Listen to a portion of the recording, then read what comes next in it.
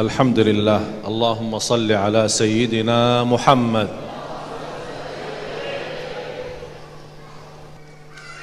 Kita harus berubah. Kalau kita ingin Allah berikan yang terbaik, harus kita menjadi orang yang baik di hadapan Allah. Kalau kita ingin Allah ridha dan memberikan segala hajat kita dengan cara yang luar biasa, harus kita menjadi hamba yang luar biasa. Tapi jangan kita minta yang luar biasa, tapi kita mau jadi biasa-biasa saja. Rasul kita sallallahu alaihi wasallam sebagai pemimpin umat, sebagai Rasul dan Nabi,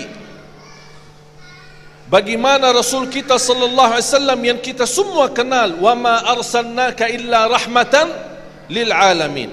Laqad ja'akum rasulun min anfusikum azizun alaihi ma anittum harisun alaikum bil mu'minina raufur rahim. Yang paling memberikan kasih sayang sebagai manusia dan kepada manusia itulah Rasulullah sallallahu alaihi wasallam. Tapi apa yang terjadi ketika Rasulullah SAW mendekati meninggal? Ini lihat orang-orang penguasa, orang-orang yang dapat menjadi pemimpin, tapi juga contohnya apa? Apa pelajaran dan ajaran yang diberikan oleh beliau sallallahu alaihi wasallam? Beliau berdiri di atas mimbar, menyampaikan nasihat, mengingatkan sahabatnya. Di situ Rasulullah sallallahu alaihi wasallam menyampaikan sesuatu yang dia tahu akan menghadap Allah, yang namanya sebaik-baik manusia, yang disayangi Allah, yang dicintai Allah. Dia menyampaikan kepada sahabat, barang siapa yang pernah aku zaliminya, barang siapa yang pernah aku celah namanya, yang barang siapa yang pernah aku menyakiti hatinya dan perasaannya, sekarang silahkan balas. Karena hari kiamat tidak ada pembalasan selain hisab. Ini Rasul kita.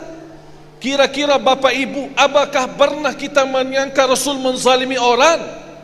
Justru Rasul SAW diturunkan untuk menyebarkan adil. Tapi Rasul kita SAW menawarkan kepada sahabat dan menyampaikan kepada sahabat sesuatu yang akan bertanggungjawabnya di hadapan Allah hari kiamat. Padahal kita tahu Rasul itu adalah sebaik-baik manusia, tapi begitu orang yang memiliki kekuasaan takut dan malu di hadapan Allah. Barang siapa yang pernah aku zalimi, silahkan datang sekarang. Allahu Akbar. Sallallahu alaihi wasallam. Mana para pemimpin kita? Mana para alim ulama yang bisa menarahkan para pemimpin dan penguasa kita supaya mereka tahu dunia ini adalah jembatan kita menuju ke akhirat, bukan tempat tinggal kita selama-lamanya.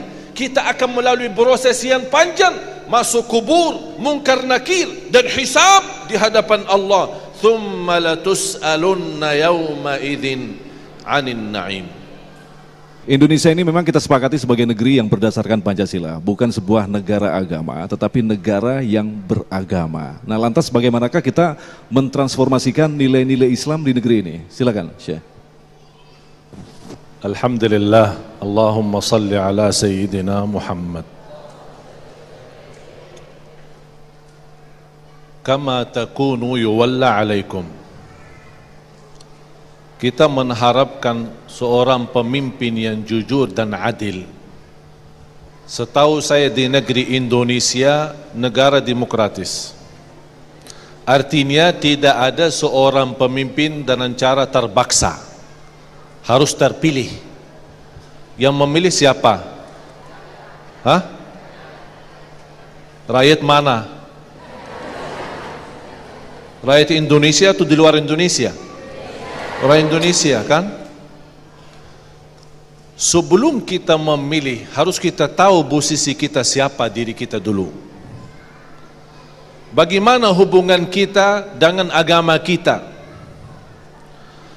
Yang jangan terjadi kita terjumus dalam salah kita cinta dunia. Aku heran di Indonesia banyak yang bisa menjadi hal-hal aneh tapi nyata.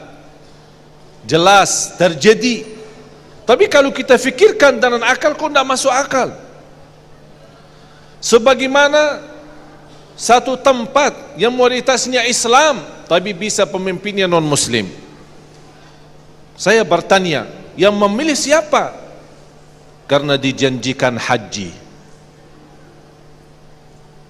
Berarti, mohon maaf Bapak Ibu, orang-orang yang jujur belum laku di Indonesia.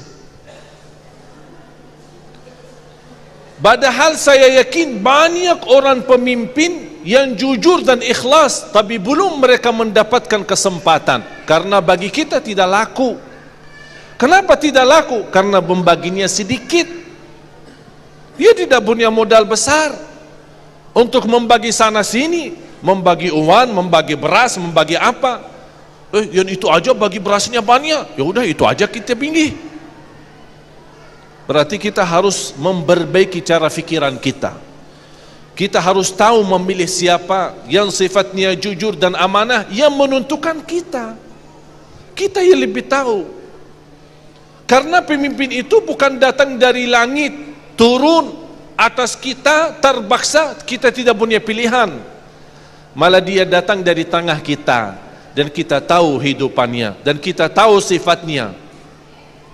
Oleh karena itu Bapak Ibu, sebelum kita ingin mendapatkan pemimpin yang adil, jujur dan amanah, harus kita juga dalam kehidupan kita sehari-hari jadi orang yang adil, orang yang amanah, orang yang jujur. Mulai dari dalam rumah tangga kita, beradil sama istri dan anak.